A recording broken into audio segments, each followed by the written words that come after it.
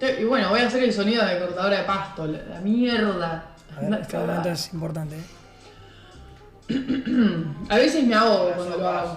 Pero bueno. Tremendo la mía. Está rota, boludo. ¿Qué es eso de la cortadora? Es que yo había subido una vez un video No, a no, TikTok medio. que hacía el ruido de una cortadora de pasto. Y posta, verdaderamente me salía muy bien.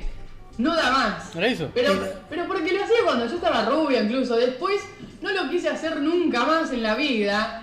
Porque por algo, obviamente. Lo hizo, histórico. Y bueno.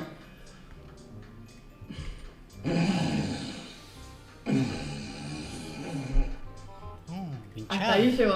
Hasta ahí llegó. No sé si lo voy a subir de coso, boludo. La mierda, la mierda. Bueno, ven, mientras un montón de flacas quieren llenarse de plata mostrando el orto, esta piba hace una cortadora de pasto. Así le va, ¿no? Obvio. No, es piola. Bánquenla. Ahora en 15 minutos la hosteo bombazo.